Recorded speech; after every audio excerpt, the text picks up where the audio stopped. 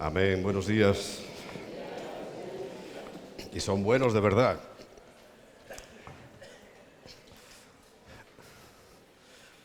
Bueno, mientras salen los jóvenes, y veo que algunos no tan jóvenes van saliendo, venimos muy contentos de ver cómo el Señor se sigue moviendo en la tierra que Él escogió para que en ella estuviera su nombre para siempre, sus ojos y su corazón, ¿no? Y es realmente sorprendente ver, mira, este regalo, regresar y ver cómo el Señor nos ha premiado en el día de hoy, ayer, ¿no? Ayer es que no estábamos, llegamos, por cierto, bastante tarde en la noche para disfrutar de este clima. Ya tan necesario era la lluvia, y la lluvia sabéis que es un regalo.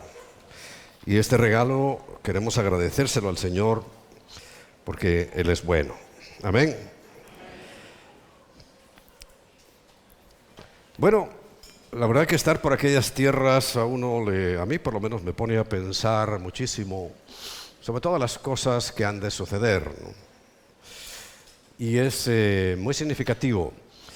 Allí se respira un ambiente de total tranquilidad. Nadie de nosotros se sintió inquietado por nada. Simplemente vimos y disfrutamos el tiempo, los paseos, la palabra que una vez que fluye allí parece que cobra un nuevo brío, ¿no?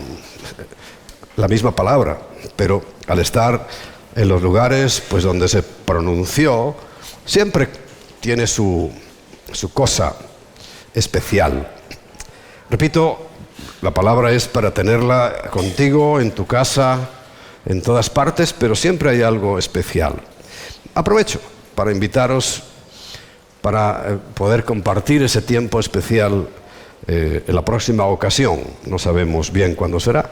Estábamos hablando de marzo, porque la verdad que el calor es muy agobiante y ahora hacía mucho calor. Pero Dios dirá, Él siempre nos ha lanzado la invitación para estar allí. Nosotros tomamos el guante y hemos ido desde hace ya muchos años. Personalmente nosotros, Emma y yo, hace 36 años que estamos acudiendo a Israel, a Jerusalén, y hasta que Él venga y quiera que sea este año. Y ya no tengamos que ir a la Jerusalén terrenal, sino que estemos allá en la celestial. En un evento, por cierto, tuvimos un par de bodas, pero sabes que a nosotros nos aguarda una boda, ¿no? Creo que la última semana estuve hablando de ese asunto. No la anterior, sino la anterior a esa. Estuvimos hablando de lo que significa y de una conexión, de una enseñanza muy clara que hay con respecto el rapto, porque forma parte del ritual de las bodas hebreas. Olvídate las de tu pueblo, olvídate cómo se hacen en tu nación, olvídate. Uno tiene que ver siempre las cosas tal y como se hacen en la Biblia y tal y como se hacen en Israel. Lo demás es añadir, es tergiversar, es cambiar el sentido real. Porque sabes que es a lo que se ha dedicado Satanás, a cambiar el sentido real de las cosas. Pero nosotros nos aguarda un tiempo muy, muy especial. Y hoy hay un tema que iba a tocar, y digo iba porque hay una parte previa que es tan importante que no vaya a retrasarla ni a comprimirla con tal de seguir avanzando. Porque va a haber un paralelismo entre las cosas que van a suceder en la tierra dentro de muy poco y las que van a suceder en el cielo a la vez, ¿no? Paralelas, sin tocarse. Eso significa paralelo, que nunca se van a tocar. Para los que han creído y hemos creído ahora, en este tiempo, las cosas van a ser muy agradables, tremendamente satisfactorias, porque va a ser eso que se llama las bodas del Cordero. O sea, la iglesia redimidos uno por uno. Redimido significa comprado, uno por la sangre de Jesucristo. Recuerda, cuando hablamos en la boda, era el precio pactado, era la sangre del propio novio, se pagó, y por tanto ahora tenemos el absoluto derecho, y no es una sola novia, o sea, no es una sola persona, sino que somos multitud, millones y millones, que se nos abrió la oportunidad de pertenecer a ese cuerpo físico y real que hay en la tierra, que es la Iglesia, pero que un día habrá una unión también espiritual, más importante que cualquier otra, allá con el Señor en el cielo, ¿no? Pero, bueno, quiero comenzar con Mateo capítulo 16, versículos del 1 al 3. Dice que volvieron los fariseos y los saduceos para tentarle. Vaya personajes. Y además los hemos podido ver una vez más en acción en Israel. Fariseos y saduceos. Pero también los hay aquí en Madrid, ¿eh? Y no los poquitos que hay en la sinagoga en este momento, no.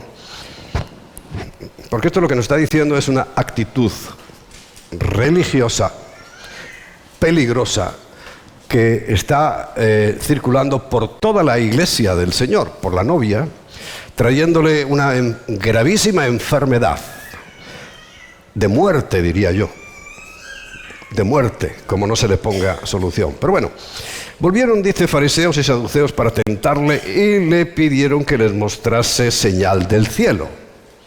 Y bueno, ya que tú dices que eres el Mesías, a ver, haz algo aquí.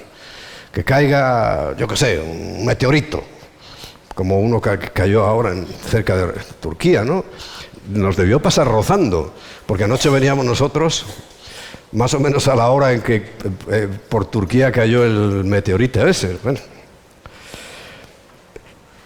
Mas él, respondiendo, les dijo: cuando anochece, decís buen tiempo. Ellos determinan que hay buen tiempo. ¿Por qué? Porque el cielo tiene arreboles, como ese aspecto rojizo, ¿no? Y por la mañana dice: hoy habrá tempestad. ¿Por qué? Porque el cielo tiene arreboles y está nublado. Bueno, fíjate qué sabiduría, ¿no? Y es buena, ¿no? A mí me gusta también averiguar esas cosas, pero lo que se está queriendo decir no es eso. Está hablando de averiguar el tiempo físico, pero el Señor iba mucho más allá. Estaban pidiendo señales. Ahora, en el final de los tiempos, más que nunca, nosotros queremos averiguar señales, ¿verdad? Señales. Algo que nos señale si estamos ya metidos ahí en el final de los tiempos, ¿no? Y el Señor les da las pautas y le dice: hipócritas, que sabéis distinguir el aspecto del cielo, pero, o más, las señales de los tiempos no podéis. Bueno, este reclamo todavía está vigente en el día de hoy. He escuchado a algunas personas que predican el Evangelio que dicen que no van a hablar del Apocalipsis porque no lo entienden. Caray. ¿Sabes? Cuando llegamos a Israel, siempre lo digo: Señor, dame alguna palabra, no sé, algo que nos oriente, qué es lo que estás queriendo de nosotros, ¿no? Y me la dio. Y me la dio en el sentido de que, bueno, pues todos cuando vamos a Israel o cualquier lugar, ¿no? Hay otros que van a buscar las 7 iglesias por ahí, por Turquía, etcétera. Buscan restos o ruinas arqueológicas y lugares donde pudo estar el Señor. Bueno, tiene su interés, cierto, muy cierto. Pero el Señor me dijo que lo que teníamos que poner nuestros ojos es en el futuro. Esa misma tierra que nosotros estuvimos visitando tiene un futuro, y además muy próximo, un futuro impresionante. Porque allí, justamente allí, en ese espacio, en ese lugar, no sabemos si más a la derecha o más a la izquierda, se va a asentar el trono físico, real y temporal de Jesucristo. Fíjate qué futuro le aguarda a esa tierra. Entonces yo creo, con esa expectativa y esa visión, caminamos, al menos yo caminé, pues viendo la tierra ya no lo que los ojos me muestran, sino viendo los ojos del Espíritu, lo que muy, muy pronto ocurrirá en ese lugar y que asombrará absolutamente a todo el mundo. Porque lo que hace muchos años, y te puedo decir que hay muchos predicadores, pastores, que sí están muy, muy interesados en presentar el futuro, en que conozcamos nuestro futuro, el futuro propio de la Iglesia y el futuro de este mundo. Y te puedo asegurar que está perfectamente planteado, está en la Biblia. Y es bueno hablar de ello. Es más, yo creo que es lo más conveniente, porque hablar del pasado poca utilidad tiene, pero hablar del futuro nos va a preparar, Y fíjate, hablar del futuro, el principal objetivo que debe tener en nuestras vidas es alertarnos, saber que el tiempo no es tan largo como pensamos, saber que no nos quedan tantas oportunidades como quisiéramos y por tanto, como dice el apóstol Pablo, aprovechando bien el tiempo, sabiendo que los días son malos, requete malos, malísimos, donde estamos viendo cómo el intento por destruir la creación de Dios es impresionante. Uno se queda asombrado. Y sobre todo al verlo ahí en la propia tierra del Señor, cómo se ha metido toda clase de aberraciones. Pero ahí están. Y el único que va a poder sacar toda esta situación del medio es Jesús, nuestro Señor, al que hemos cantado y adorado hace un momento. Y fíjate esa última palabra de adoración que salió de nuestra boca, reconociendo que para Él no hay nada imposible, que es asombroso y que nos seguirá asombrando, haciendo cosas que nos van a dejar perplejos a todos. Pero yo lo que espero, empezando por mí mismo, es que esa perplejidad se manifieste en que estaremos en las bodas y no en la gran tribulación.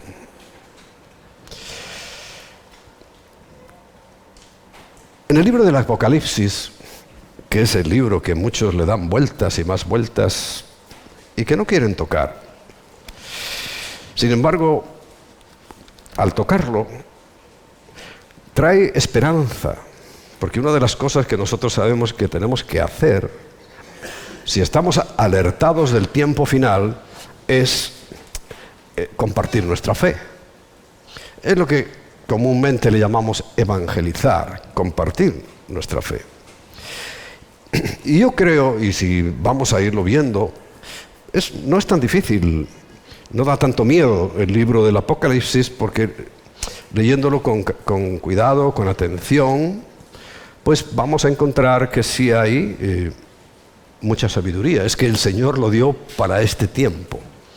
Bien, en el capítulo 1, en el versículo 1, dice, la revelación de Jesucristo es Jesucristo, dice, que Dios le dio para manifestar a sus siervos las cosas que deben suceder pronto, enseguida, no tardando mucho. Y es el Señor mismo manifestando a nosotros que somos sus siervos las cosas que deben suceder pronto. Y las declaró enviándolas por medio de su ángel a su siervo Juan. Esas cosas, en el versículo 19, tiene tres partes. Dice, versículo 19, escribe las cosas que has visto, la primera, las cosas que son y se refiere a este tiempo en el que todavía estamos, y las que han de ser después de estas, o sea, después de las que ha visto y de las que son. Todavía estamos en el tiempo de las que son, porque la primera parte solamente comprende el capítulo 1, las cosas que has visto, y él a qué vio. Vio a su amado, no lo pudo reconocer en su aspecto glorioso, majestuoso y maravilloso, de tal manera que, bueno, ahí en el capítulo 1 dice que cayó como muerto en la tierra al verlo, pero él mismo le tocó y lo levantó y lo restableció y lo restauró, porque le dijo: tienes que escribir todas estas cosas en un libro. Y le dice en el versículo 11: yo soy el alfa y la omega, significa la primera letra y la última, el primero y el último. Dice: escribe en un libro lo que ves y envíalo a las 7 iglesias que están en Asia, que son Éfeso, Esmirna, Pérgamo, Tiatira, Sardis, Filadelfia y Laodicea, que si las tomamos en orden cronológico, porque la segunda parte, las cosas que son ahora. Y podríamos decir que, bueno, independientemente lo podemos interpretar como que nuestra condición como iglesia estará en el primer fuego de la de Éfeso o en el último de la Odisea. Pero también tiene un aspecto literal en el tiempo. Quiere decir que ahora es la última iglesia, y hoy no vamos a entrar en el detalle, ya lo hemos hecho en el pasado, de qué significa tanto espiritualmente como físicamente y real en el tiempo, pues cada una de las iglesias, ¿no? Y si estamos en la última en el tiempo, y eso es evidente, nos vamos a encontrar con el mensaje más estremecedor de toda la Biblia.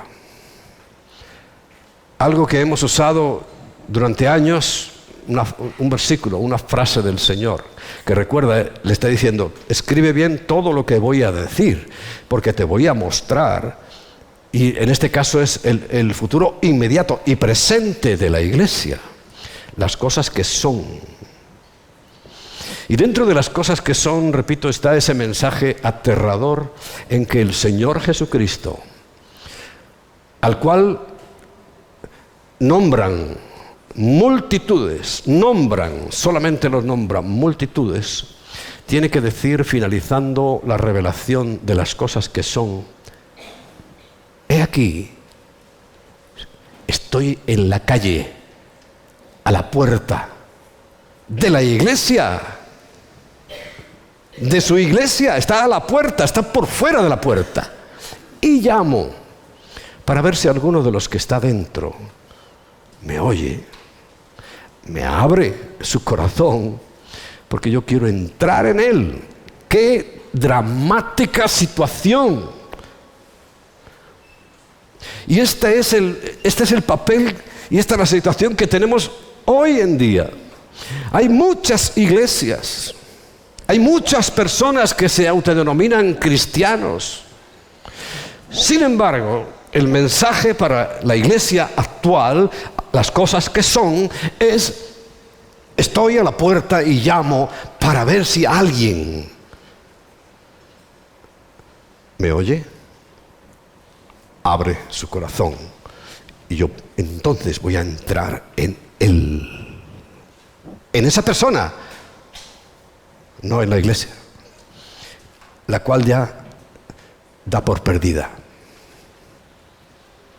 ¿Por qué sabemos que está perdida? Porque el Señor también, hablando, las palabras que recogió Mateo en el capítulo 7, versículo 21, recordar, ¿verdad? Esas las he dicho muchas veces. En aquel día, muchos, la mayoría, me dirán: Señor, Señor. Y yo les diré: no os conozco. Han hecho muchos actos religiosos, milagros, pero el Señor les dirá: no sé quién sois. Es dramático. Es dramático. Porque hoy poco se habla del Evangelio. Y el Evangelio no es lograr que una persona repita contigo una oración. No. Es mucho más que eso. El Evangelio es que la persona reconozca la obra de Cristo. ¿Tú has escuchado hablar del pecado imperdonable? Algunos tienen miedo. En algún día yo, y sobre todo españoles, he dicho cosas terribles contra Dios. ¿Será ese el pecado imperdonable? No, tranquilo. Si tú te arrepientes de todas las barbaridades como yo era un blasfemo de primera, te va a perdonar. Te va a perdonar. Tranquilo. No es tratar mal verbalmente a Dios ni al nombre de Dios lo que nunca va a perdonar. Lo que nunca va a perdonar es cuando a esas personas que se les presenta el mensaje de salvación, que se les presenta el Evangelio, lo rechazan, no creen. En el fondo le están diciendo a Dios, no te creo. En realidad eres un mentiroso, porque lo que dices en tu palabra no es cierto. Eso es lo que están diciendo en el fondo. Eso es lo que Dios lee en sus corazones. Ese es el pecado imperdonable. Y creo que si estás aquí hoy es porque tu pecado se ha sido perdonado.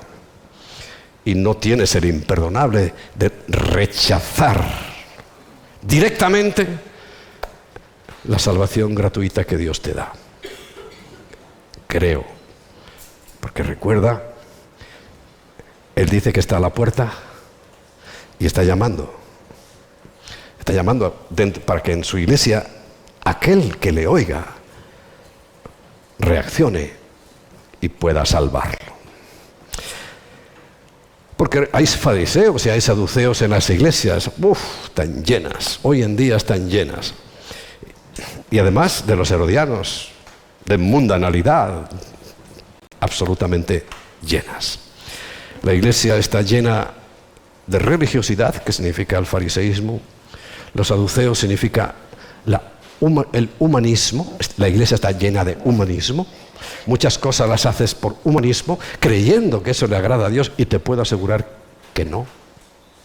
Porque detrás del humanismo, ¿qué hay? Tu deseo de justificarte, de decirle a Dios, ¿ves que yo soy bueno? ¿Ves como yo, mira, ayudo a este y doy por aquí y hago por allá? Eso es fatal, fatal delante de Dios. Y por supuesto, ya lo hemos visto. Si te has entretenido en mirar algunos vídeos por ahí en internet, donde puede entrar una persona disfrazado de drag queen y predicar en una iglesia y enseñar a los niños. Herodes se quedó muy corto, pero es la semilla de Herodes, la levadura de Herodes que la Biblia nos habla. Y esto es lo que hay por aquí. Ahora bien, nosotros tenemos que tentar muy bien nuestra ropa y decir, Señor, tengo que examinarme conforme a tu palabra, no sea que yo esté siendo un fariseo que no se va a salvar, y mucho menos un saduceo, que es la moda. El humanismo es la moda. Y ya, hombre, ya pienso que no eres un herodiano. ¿Sabéis que Herodes es el representante?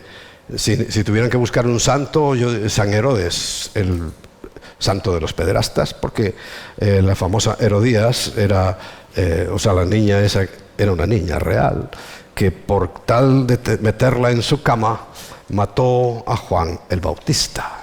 Pero es pederastia pura, no era una muchacha ya hecha, no, era muy joven, pederasta.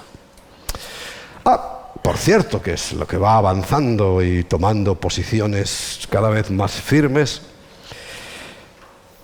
Y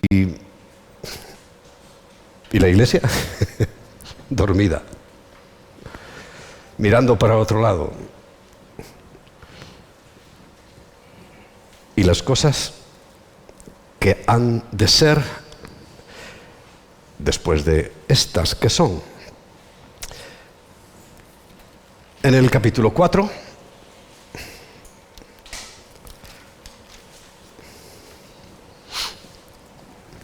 recuerda esa última etapa, Apocalipsis 3:20, la iglesia de la Odisea, el Señor fuera de su iglesia. Llega el capítulo 4 y dice, después de esto, porque la tercera etapa, o sea, las cosas que han de ser después de la era de la iglesia, va el resto de los capítulos, desde el capítulo 4 hasta el capítulo 22.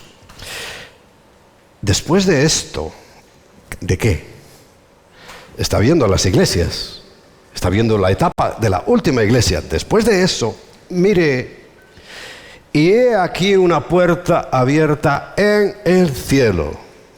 Ya no hay nada que mirar en la tierra, sino que ahora comienza la mirada en el cielo. Y la primera voz que oí, como de trompeta,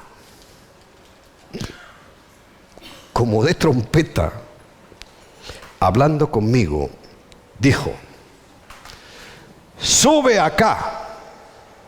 Algunos entienden que esto era Juan solamente, que iba a subir para ver allí unas cosas, escribirlas y bajar. O bajar y escribirlas, no sé. No. Él es la iglesia, está representando toda la iglesia. Ya no hay iglesia del Señor. De las otras muchos en aquel día me dirán, o sea, va a estar lleno y se va a quedar igual. Algunos ni se van a enterar que hubo arrebatamiento.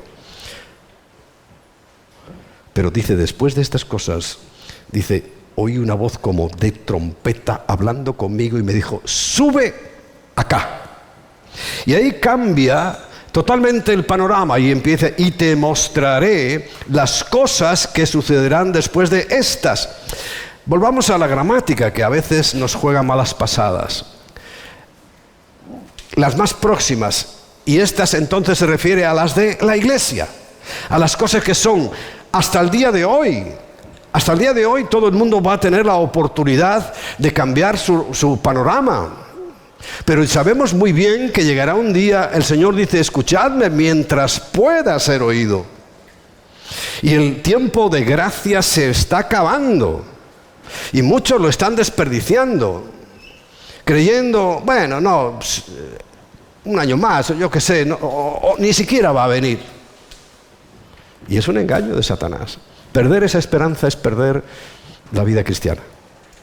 Si tú no tienes la esperanza de que el Señor va a venir a buscar a su iglesia, lo has perdido todo. Bueno, este primer versículo es clarísimo del arrebatamiento. Oye una voz de trompeta, le dice, sube acá. Clarísimo. Porque al que Dios señaló como encargado nuestro de parte de Él para darnos también revelación, no solamente fue a Juan, sino que también, recordáis, llamó a un hombre ya pasado un tiempo que lo único que tuvo que ver con él fue que quería acabar, destruir a todos los cristianos, que es Pablo. Le da una inmensa y profunda revelación. Y así se lo escribe a los tesalonicenses, pero también le escribe a los corintios. Y quiero comenzar por ahí. Y le dice en el capítulo 15 de Primera de Corintios, en el capítulo 15, en el versículo 51 y 52. He aquí, Pablo, os digo un misterio. Quiere decir que estaba a punto de decirle algo a los corintios que no se lo había dicho a nadie. Nunca nadie había escuchado en esta profundidad lo que Pablo está diciendo a los corintios y a los tesalonicenses. Os digo un misterio. ¿En qué consiste el misterio? Dice, no todos dormiremos. No todos moriremos. Pero todos seremos transformados. Bueno, cuando tú lees el Apocalipsis capítulo 1, las cosas que ves, él ve al Señor y lo ve con una cabeza blanca, un pelo blanco, unos ojos que es de fuego, una palabra que cuando salía parecía una trompeta y un espíritu en su boca, y lo vio con unas vestiduras blancas que simbolizan evidentemente la pureza, la justicia, con un cinturón de oro, y lo que se veía de su cuerpo, aparte de la cara, eran sus pies, y dice que los ve como bronce bruñido, o sea, bronce cuando está en su estado de máximo brillo. Suena metálico.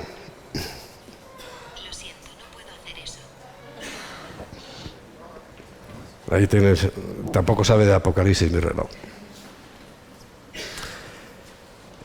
Porque es un cuerpo con el cual, recuerda, el Señor se presentaba de acá para allá, y estaba en Galilea, y lo mismo aparecía en Judea, y que traspasaba las paredes, y que fue llevado en las nubes sin que muriera por el camino. Eso es lo que vio. Y aquí Pablo, que también vio muchas cosas, recuerda, él fue también trasladado al tercer cielo, porque hay 1, 2, 3 cielos. El primero, el que ves; el segundo, donde están dando vueltas los cosos esos esas cosas que quieren mandar para ver si hay vida por ahí en otro planeta, y no se han enterado que hay vida en los vientres de las mujeres. Son más listos los científicos que tenemos. Qué maravilla. Y les pagamos, para que estén buscando vida en Marte sin darse cuenta que la vida está aquí en la Tierra. Bueno, ahí hacen perdernos tiempo y dinero.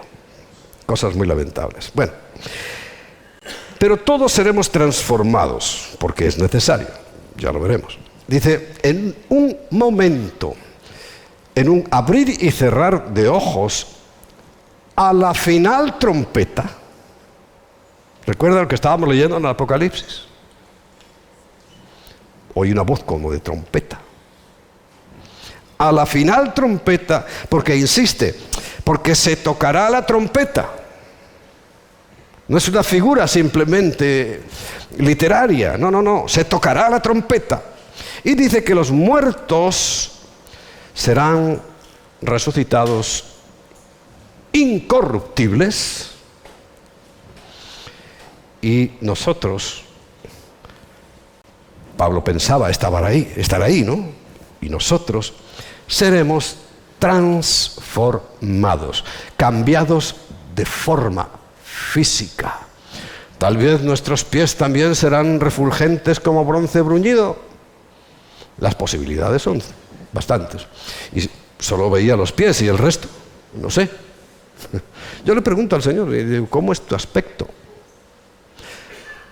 Bueno, y hoy me estaba hablando precisamente en el capítulo 1 de Apocalipsis. Bueno, mira, ahí tienes una parte de mi aspecto. Porque la sangre y la carne, o sea, esto que vemos, no puede heredar la vida eterna, lo dice. Léete todo el capítulo 15. En realidad léete toda la Biblia, pero bueno, te resumo. Capítulo 15. Ahí verás que habla de diferentes composiciones físicas, fisiológicas del cuerpo. Es más, se asegura que no es lo mismo el cuerpo de un pez que el de un ave, que por supuesto el cuerpo de un ser humano. O sea, y hace ahí una disquisición, una exposición que, si tú la miras además bajo un punto de vista más técnico, más científico, pues te darás cuenta de que hay una revelación que este cuerpo es que no puede soportar, y no podría de ninguna manera estar en la presencia del Señor, en esa nueva situación, en esa nueva realidad que nos está aguardando. Pero también eran muy inquietos en este asunto los tesalonicenses.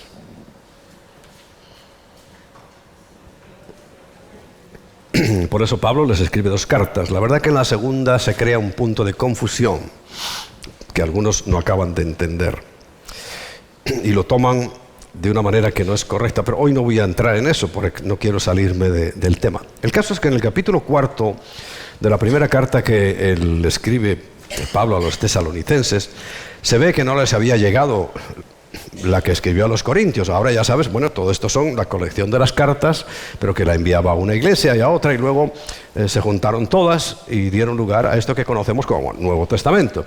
Pero no fue escrito así, tal cual. Bueno, a ver, vamos a hacer el Nuevo Testamento. Capítulo 1, versículo 1. No, esto no fue así. Sabéis que, por ejemplo, el Evangelio de Lucas fue un encargo personal de un señor que tenía dinero y dijo: oye, a ver, Lucas, ven para acá. Tú que eres el consejero, el amigo de Pedro, que él te cuente cómo fueron todas las cosas y tú me lo escribes y yo te pago. Y así fue. Gracias a Dios, porque nos ha llegado a nosotros lo mismo que el libro de los Hechos. Fue escrito por Lucas también, en las mismas circunstancias, porque gracias a Dios un hombre tenía un deseo ferviente de saber qué había pasado, porque tampoco estaba muy enterado cuando ocurrieron las cosas, y se las escribió en muy buen orden, por cierto. Bueno, el caso es que cuando le escribe a los tesalonicenses, como él les había hablado de la vida eterna, de que no morirían y demás, y resulta que empezó a morirse gente de la congregación. ¡Qué problema! Y diciendo: hombre, Pablo, nos has dicho que la vida eterna, que no vamos a morir, que etcétera, etcétera, y ya, mira, se están muriendo algunos ya mayorcitos. Y entonces, ¿qué pasa? ¿Cómo es el asunto? Y Pablo les escribe con mucha doctrina, nos escribe a todos, porque tenemos las mismas dudas, y les dice, el versículo 13, tampoco queremos, hermanos, que ignoréis acerca de los que duermen. Recuerda, dormir es morir. Dice, para que no os entristezcáis como los otros que no tienen esperanza. Por eso decía, es que robar la esperanza del arrebatamiento es robar la vida del cristiano. Ya no tiene nada a que agarrarse. Ya no tiene ninguna esperanza. ¿A qué? ¿A morirse? O a que le toque la lotería, o a que ya tenga el coche de sus sueños y la casa anhelada. Andan en eso. Pero no, el Señor, recuerda, ¿dónde está el Señor ahora en la última etapa de la iglesia? ¿Dónde? Fuera. Fuera. Entonces dice, mira, os digo, los que se están muriendo, tranquilos. Dice, vosotros no podéis entristeceros como los otros que no saben lo que va a pasar, o sea, no tienen esperanza, porque sí creemos que Jesús murió, y aquí, claro, el otro día, hace 2 días, estábamos frente a la tumba vacía. Digo, qué mejor lugar para terminar nuestro viaje que frente a la tumba vacía. Digo, es que ese es el triunfo. Estás contemplando, mientras yo hablo, que yo sí estaba de espaldas, estás viendo la razón de todo. Si Cristo solamente hubiera sido un buen filósofo, enseñando cosas muy bonitas e interesantes, pues qué tontería. Pero es que el triunfo fue precisamente, dice, mira lo que hizo Jesús, se va a reproducir en ti. Por eso dice, mira, lo mismo que le pasó a él, te va a pasar a ti. De la misma manera que lo mismo que le hicieron a Jesús le pasó al pueblo judío, lamentablemente. Lo mismo. Lo maltrataron, lo expulsaron, lo vilipendiaron, le hicieron toda clase de cosas, y a continuación, en el año 70, ¿qué le pasó al pueblo de Israel? Lo mismo. Y hasta hace nada que se han recuperado de 1948, que se les permitió volver a su tierra. Pero ¿cuántos años y siglos han estado pagando las consecuencias y con la muerte de muchos por haber despreciado de esa manera a Cristo? Bueno, pero aquí estamos en la parte positiva. Pablo está diciendo, mira, recuerda lo que te dije de Jesús, que Él murió, lo matamos nosotros, mataron. En realidad Él dio su vida, ¿no? Dice, y resucitó. Esa es la victoria. Y eso es lo que para muchos esto les suena como nada, cuando la resurrección es la única característica, vamos a llamar, de un cristiano, que crees que Él resucitó, pero también que tú vas a resucitar. Y esa es nuestra esperanza. Claro, yo estoy hablando de que la esperanza ahora, la más próxima sería el arrebatamiento, porque todavía estamos vivos, como decía Pablo. Ahora, cualquiera, y de hecho ya ha habido algunos jóvenes y viejos que ya han abandonado nuestra congregación, adelantándose. Pero no importa, Porque dice que precisamente los muertos nos llevan un segundo de ventaja. Un pestañeo. Capítulo 15, 1 Corintios 15. Un pestañeo. Y esa es la ventaja que nos están llevando. Porque si creemos que Jesús murió y resucitó, dice, así también traerá Dios con Jesús a los que durmieron en Él. O sea, los muertos cristianos. No que les ponen una cruz en la sepultura. No. Cristiano es el que ha nacido de nuevo. Cristiano es el que ha entregado su vida a Cristo. Cristiano es el que ha renunciado. Dice, si alguno no deja padre, madre, mujer e hijos por causa de mí, no es mi discípulo. No lo es, y punto.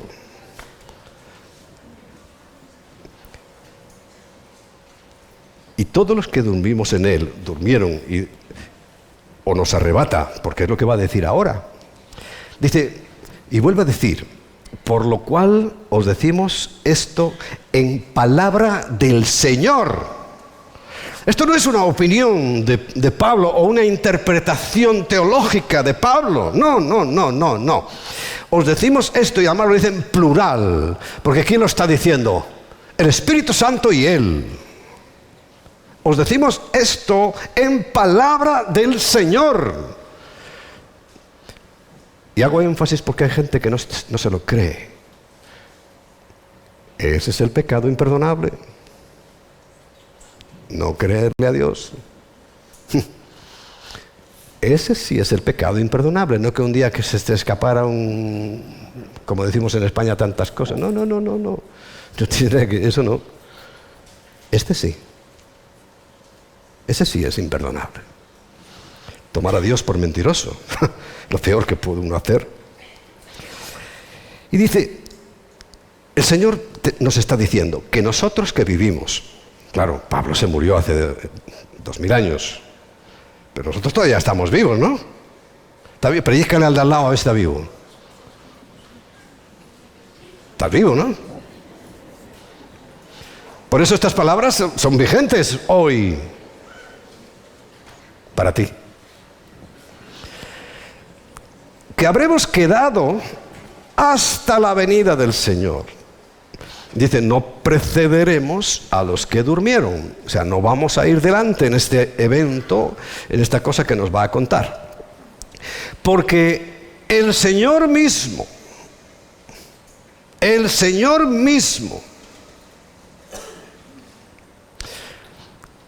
los que cacharreáis por internet, la séptima trompeta, ponlo ahí en la pantalla, Apocalipsis capítulo 11, versículo 15. Apocalipsis capítulo 11, versículo 15. El séptimo ángel. El séptimo ángel. Repite conmigo. El séptimo ángel tocó la trompeta. ¿Ese es el Señor, el séptimo ángel? Si fuera el primero, bueno, te creo. El séptimo ángel es el Señor, que Él mismo va a tocar la trompeta. Estamos hablando de cosas distintas y distantes en el tiempo. Concretamente 7 añitos. Pero verás, habrá gente que diga, no, la final trompeta es la séptima trompeta, que la toca un ángel. Y aquí estamos hablando de una trompeta que toca, lo hemos leído en Apocalipsis, ¿sí? ¿Qué decía?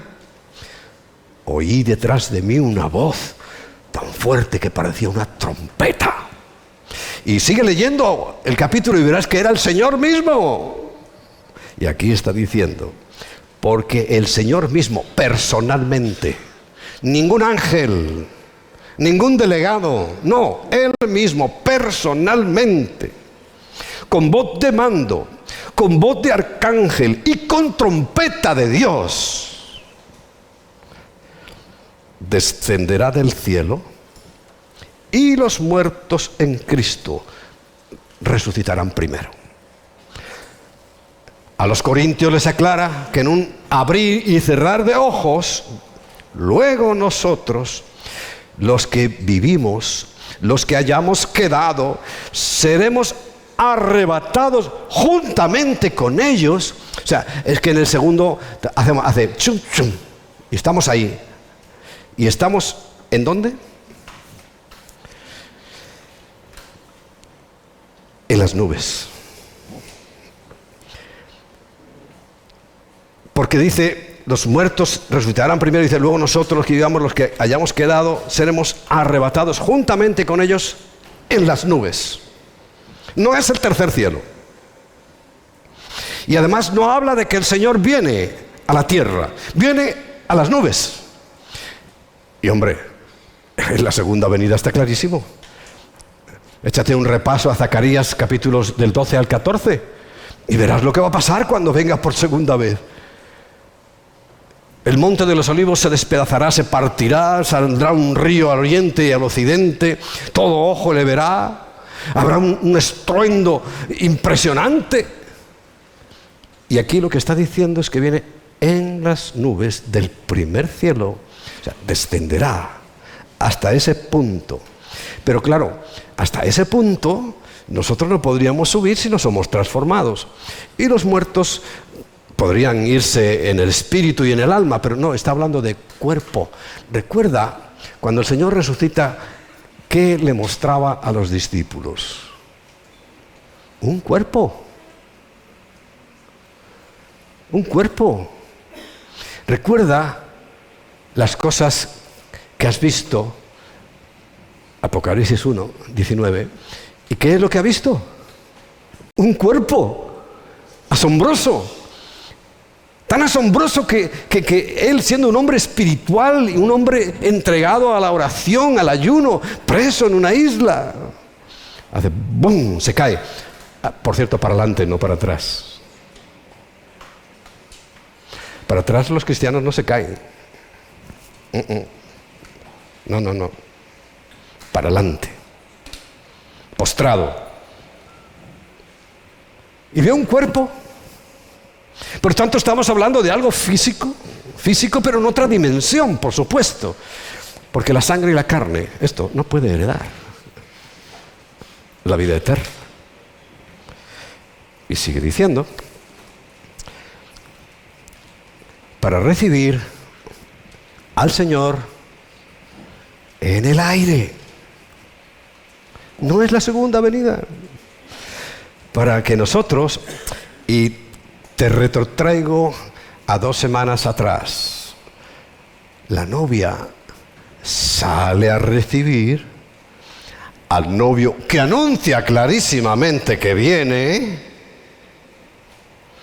y se encuentran en un punto. Y el grito, ahí viene el esposo, la parte que no acaba de entrar en la mollera de muchos. Salid a recibirle, las novias no salen, y mucho menos con la luz, para que las identifique. La luz, ¿qué era qué? ¿La lámpara? Haga examen. ¿Qué era la lámpara? No sé qué es eso. La palabra. Y arde con el aceite, que es el Espíritu. Por eso, nadie que no tenga el Espíritu, nadie que no se esté basando en la palabra de Dios, no en cualquier cosa. Por eso yo digo, cuidado con ese empeño de traer una nueva palabra de Dios. A mí me tiene cocido eso. Me tiene mal. Me tiene mal. ¿Por qué ese empeño? ¿Es que no sabemos leer? Pues aprende. Aprende a leer. No te lo pongan tan fácil, que es que estas nuevas versiones lo ponen tan fácil que no dice nada. Aprende a buscar en un diccionario. Aprende a escudriñar. Y si no, te mando al profesor que yo tenía, que nos tiraba con una pelota de esas de goma. Si te había distraído, qué puntería tenía el tío. Ese para las, ¿cómo se llama? Los del béisbol, las grandes ligas. Hubiera sido genial, porque donde ponía el ojo ponía la pelota, ¿eh? Siempre le daba al que era. Y la regla esa que no era de medir, es que te mandaba a poner los dedos así, ¡tras! Y hombre, que se aprendías a leer, porque si no, la próxima vez que te pusiera a leer algo y no supieras, la que te esperaba. Bueno, aprende a leer.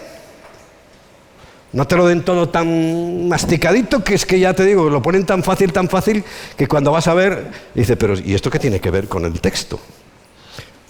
No tienen nada que ver. Hay otras cosas que, bueno, sí, algo está clara, ¿cómo no?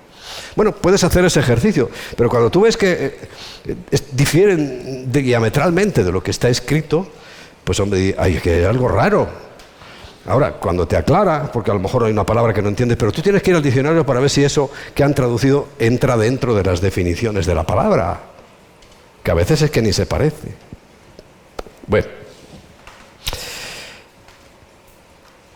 por eso empecé a hablar de aquello, y es que tiene tanto que ver una boda con lo que el Señor les estaba enseñando a ellos en aquel tiempo con el arrebatamiento, que ese aspecto precisamente de encontrarse en el aire. Y dice, y así estaremos siempre con el Señor. Perfecto. El plan es maravilloso. El plan no tiene desperdicio. Pero ¿cuántos lo están desperdiciando? Yo estoy seguro que hay nuevos creyentes en muchos lugares que no saben nada de esto. Nada. Porque lo único que van a ir son profecías extrañas, promesas de que van a enriquecerse, de que van a ser los dueños del mundo. Y cada vez los cristianos van para atrás. Ya somos un circulito ridículo. No influenciamos nada ni a nadie. Y ellos, no sé de qué reino están hablando. Ah, sí, del de Satanás. Y en las iglesias hablan del reino de Satanás. Aterrador, ¿no? Aterrador. Ay, como dicen los católicos, que Dios nos pille confesados.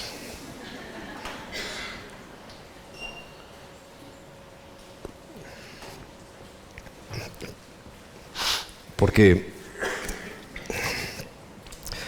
el tema se las trae. En el capítulo 5 de Apocalipsis, el capítulo 5, hay otro, quiero ponerlo como un argumento para que sepas defenderte, ¿no? Defender tu fe, defender lo que crees. En el versículo 9 dice, recuerda, el capítulo 5, la iglesia, ¿dónde está? Aquí en Navalagamella. Espero que no haya nadie, que esto quede desierto. Mi mayor satisfacción sería que aquí no hubiera ni un alma. Y ya sabes por qué. Porque ya estamos en el cielo con el Señor, después de que en el capítulo 4 Él ya nos invitó y hemos visto y estamos ahora y nos está mostrando las cosas que sucederán después de estas, que son las de la iglesia, las que son. Y le dice, y ve, y cantaban un nuevo cántico diciendo, digno eres de tomar el libro, porque previamente había habido un momento de incertidumbre, de sobrecogimiento en el cielo, porque había un libro que era necesario abrir y no había ni un solo ser humano que pudiera hacer eso. Y tenía que ser abierto por un ser humano. Por eso, el único, ¿qué ve él? Uno como el Hijo del Hombre. Ese aspecto, esa naturaleza humana que Jesús tenía. Por eso habla del Hijo de Dios y habla del Hijo del Hombre, que son dos cosas distintas. Y entonces él ve a uno como el Hijo del Hombre, o sea, un hombre capaz de tomar el libro y de abrir los sellos. Y Jesucristo, hombre, se ganó eso. Como hombre, se lo ganó. Y se ganó nuestra salvación. Se ganó todo. Qué maravilla, ¿no? Y dice, digno eres de tomar el libro y de abrir sus sellos, porque tú fuiste inmolado y con tu sangre nos has redimido para Dios de todo linaje y lengua y pueblo y nación. Amén. Maravilloso. Y aquí estamos juntos. Nosotros somos un ejemplo, porque estamos aquí de todo linaje, lengua, pueblo y nación. Casi. Pero esto es lo que va a suceder. Y esto todo lo está contemplando el cuerpo de Cristo desde arriba, que su esposo le ha abierto la puerta para salvarse a todos los seres humanos que lo acepten. Y repito, el pecado imperdonable es rechazar esa salvación, porque no puede tener perdón. Si tú rechazas el regalo de Dios, ¿qué otra cosa va a hacer Dios por ti? ¿Qué crees que puede hacer Dios por ti? Nada. Ya está todo hecho. Y lo dramático es despreciarlo. Y dice el versículo 10, y nos has hecho ya para nuestro Dios, para ese cual mandó, dice, ve y rescátame a mi pueblo, a mis hijos, a los que amé, a los que yo le di forma allí en el huerto del Edén. Bajé personalmente, es que lo pone la Biblia, bajó personalmente Dios. Todo el resto de la creación dijo y como dijo se hizo, pero cuando llega al hombre baja personalmente Él y toma y nos da forma, y nos da forma en esta minuciosidad, que cuando yo no me explico cómo los médicos no son todos creyentes en Dios. Al vernos por dentro, cómo funciona todo, claro, nos damos cuenta cuando no funciona. Me pasa a mí con el café, que yo solo distingo el malo. Cuando algo no funciona, los médicos abren y ven qué maravilla. ¿Cómo eso pueden pensar que es fruto de una casualidad, de un accidente cósmico, de unas tonterías que dicen? Y era Dios personalmente dándonos esas venas, esos capilares, el corazón, el otro, cada detalle. Es que es impresionante. La ciencia todavía no alcanza, le quedan años para descubrir todo lo que Dios hizo. Porque te recuerdo que la ciencia consiste en descubrir lo que Dios hizo, ¿eh? No hacen nada nuevo. Hablan de creadores. Perdóname, el creador fue uno. Y pasan años y años tratando de descubrir, de acertar y ver lo que Dios hizo, que es el creador. Y yo me alegro porque, hombre, algo nos ayudan. Cuanto más sepan los médicos, y quiera Dios que sean cristianos, entonces sabrán que Señor, mira, tú hiciste este órgano, nosotros creemos que funciona así, pero en realidad el que sabe cómo funciona eres tú. Un médico orando, ¿no? Dice, dime, ¿qué hago? Conozco el testimonio de un médico, un cirujano, que hace eso. Es muy famoso, tiene mucho éxito, y cuando está allí delante del paciente y lo raja y lo abre, él se pone a orar, el Señor, a ver, ¿qué hago? Dime para dónde voy. y el Espíritu Santo le guía y sabe lo que tiene que hacer y cómo manipular. Si hiciéramos todos y en todo tiempo eso, ¡qué maravilla! ¡Qué maravilla! ¿Cuántos quebraderos de cabeza nos quitaríamos? Y sobre todo los médicos, ¿cuántos no se habrán echado por adelantado al hoyo? Bien, pero quiero ya ir terminando, no quiero hoy, ya dije que posiblemente quiero explicar esas grandes diferencias que hay entre el cielo y la tierra, si me da tiempo. Y no porque no sea una cuestión de horas de predicación, sino tiempo físico, real.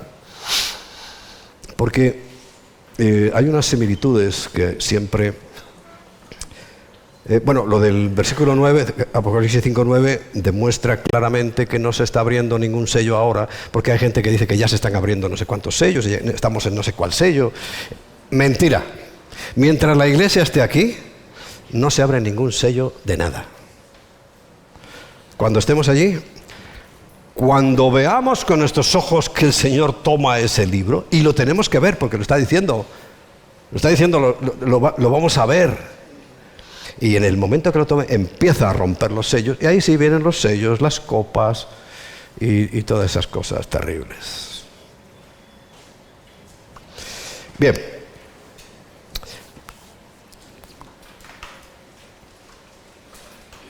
En el séptimo mes, contando, por supuesto, con la Biblia, contando la forma de la Biblia, en el séptimo mes, el Señor mandó que hubiera una celebración especial. En el primer mes mandó otras cosas que ya las hemos examinado y hoy, por supuesto, no me voy a poner a repasarlas porque entonces sí que os engañaría con el tiempo. Estaríamos hasta las 5, las 6, las 7, las 8 y no acabamos. Pero simplemente si es que lo vas a entender rápidamente, que exactamente el día de la Pascua murió Cristo. Comenzó un tiempo de redención, fiesta de panes sin levadura, o sea, sin levadura de los fariseos, saduceos y herodianos, que al tercer día, que es la fiesta de las primicias, resucitó, que a los 50 días exactamente envió el Espíritu Santo, pero exacto, tal cual. Y era con respecto a la primera venida y con respecto a la segunda, en mi opinión, que doy por cierta, no porque sea mi opinión, es que la segunda venida también va a ser así de puntual y de exacta. Recuerda que cuando veíamos en Primera de Tesalonicenses el capítulo 5, lo dije el otro día, sabéis perfectamente, ¿no? ¿Recuerdas que nombramos esa expresión que está ahí? Porque vosotros sabéis perfectamente. Y deberíamos saber perfectamente, ¿no? Deberíamos. Y el nombre de la fiesta por sí solo ya le pone a uno en ruta. La fiesta de las trompetas. El que tenga oídos para oír, oiga. Es que no tiene mayor complicación. Sería suficiente. Si hay una fiesta de las trompetas. En todas las fiestas se tocan trompetas, pero esta se llama específicamente de las trompetas. Que estamos esperando los acontecimientos segundos, futuros. Pues mira tú mismo. No es difícil llegar a una conclusión adecuada. Y bueno, yo solamente como dato informativo te digo, yo cada vez que saco mi teléfono me aparecen dos cosas. Una, he puesto la última ecografía de mi nieto, más guapo.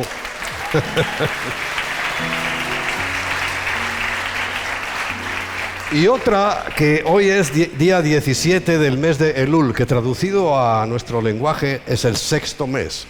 17 del sexto mes. Quedan, por tanto, como 12, 13 días para el séptimo, ¿no? Tú ya vete sacando tus conclusiones, allá tú. Yo no. Así todo dirán algunos, no, el pastor Enrique Pavón no ha dicho más que lo que pone la Biblia. Y ya a estas alturas la verdad que me importa bien poco lo que digan mientras yo esté con la palabra, bien poco me importa. Pero quedan 12 días. Recuerda, hace una semana os dije que quedaban 39, hoy quedan 12. Para que comience el primer día del primer mes. Día, por cierto, que se llama el día que nadie sabe. Día de la ocultación. Por cierto, lo dice en 1 Corintios, ¿tú sabes que hay cosas que Satanás no se entera? Aunque las lea. Como parece cristiano. Aunque lo lea, no se entera. Él no supo cuándo nacía Cristo. Y está en la Biblia, ¿eh? No supo. Él no supo lo que estaba haciendo cuando lo mató. Y está clarísimo que su muerte, Isaías 53, su muerte le iba a dar vida a todo el mundo, pero no supo qué hacía. Tampoco sabrá el día que venga el Señor a por su novia. Tampoco lo sabrá. Lo sabremos nosotros, lo sabrán los ángeles, Lo sabrá el mundo espiritual de Dios, pero el de las tinieblas no sabrá nada de nada. Y curioso, uno de los nombres que recibe esa fiesta del primer día del séptimo mes es el día de la ocultación. El día que no se sabe ni el día ni la hora. ¿Por qué? Porque cuando sale la luna, en 48 horas, o sea, 2 días, no sabes si va a salir el primer día o el segundo, no sabes el día ni la hora. ¿Se referirá a eso? Bueno, tú saca tus conclusiones. Ahora, eso sí, estate preparadito. Mejor es que estés preparado. Mejor es que estemos preparados. En oración, porque el Señor si nos dice, velad y orad, para que no entremos en tentación. También en Lucas dice, velad para que vuestras familias puedan entrar en el reino, puedan llegar al conocimiento de Dios. Para terminar, sí que quiero... Judas tiene una cartita muy pequeña, es más, solo tiene un capítulo. Es justamente el que está antes del libro del Apocalipsis. Dice así, a partir del versículo 17. Y yo lo tomo como un mensaje. Cuando estaba orando esta mañana, el Señor me mostró por último esto. O sea, no lo había elaborado, sino que estaba orando y me puse así y abrí los ojos, pues estaba delante de Apocalipsis capítulo 1 y en mi Biblia justo coincide que termina Judas, ¿no? Y ¡pam! De esto que el Señor como que te manda ahí un flash. ¡Cha, cha, cha! Y dice, versículo 17, pero vosotros, refiriéndose a nosotros, amados, tened memoria de las palabras que antes fueron dichas por los apóstoles de nuestro Señor Jesucristo. Los que os decían,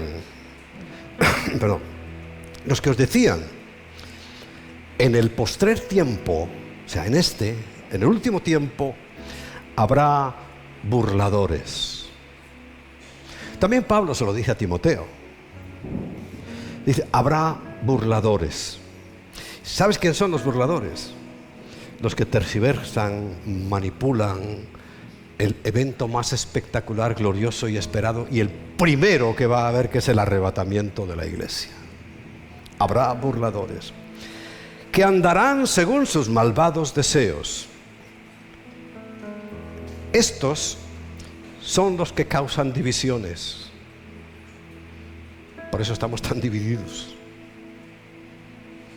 Y aún de lo dividido nos dividimos y nos dividimos y nos dividimos.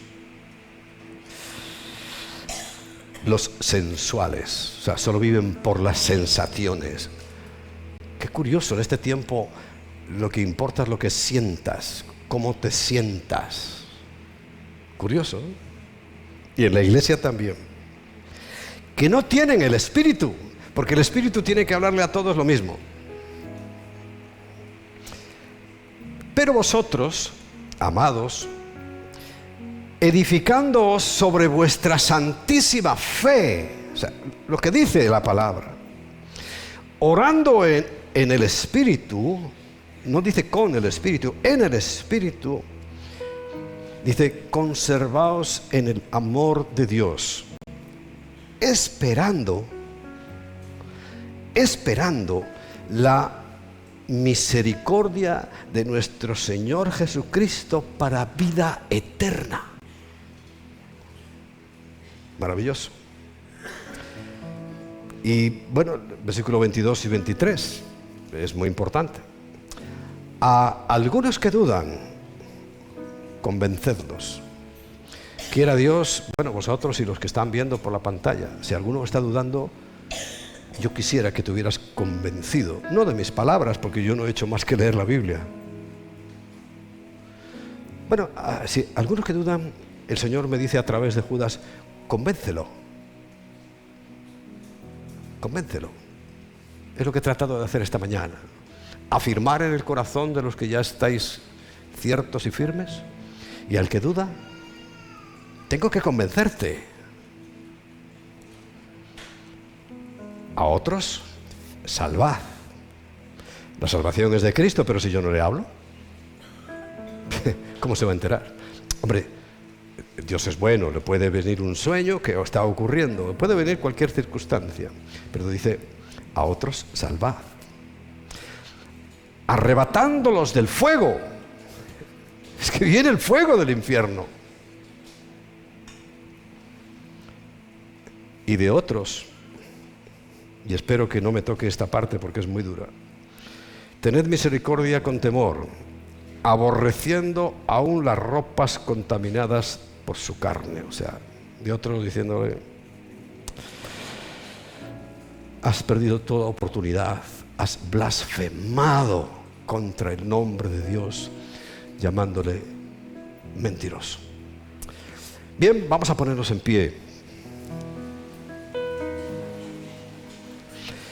Mira, no sé si esto te recuerda algo. A mí me recuerda hasta alguien que leyendo estas palabras se inspiró para un cántico. Pero léelo conmigo y en atención, ahí en la pantalla. Y a aquel que es poderoso para guardar sin caída. Es que el Señor nos está guardando. Yo voy viendo su misericordia.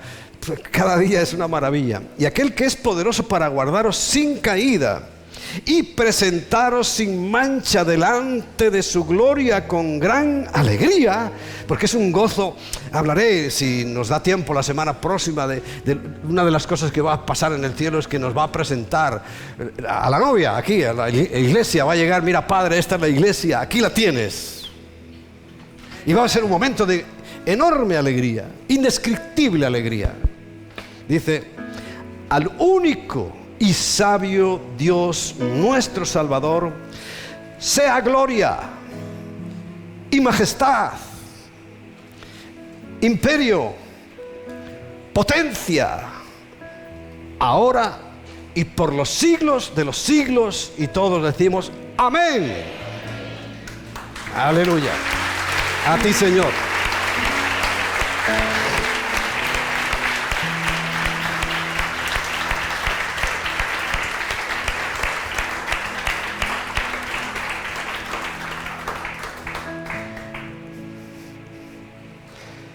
La que el Señor traiga a nuestros corazones, pero esta palabra en nuestros labios te da gloria a ti, Señor, porque nos unimos con esta pequeña carta que dice que tú eres el único sabio, eres nuestro Salvador. Que toda la gloria sea para ti de nuestras vidas, oh Dios, porque pasemos por este tiempo, por este peregrinaje, por esta estancia corta en este mundo, trayendo, Señor, tu palabra, tu certeza, la esperanza al mundo. Porque hay muchos que no tienen ninguna esperanza. Viven como si nunca hubiera un mañana, porque les han robado toda esperanza. Y nosotros estamos predicando la esperanza. Estamos predicándote a ti, Señor Jesús, que como hijo de hombre conseguiste todo para tu iglesia, para tus hijos, para nosotros. Gracias, Jesús.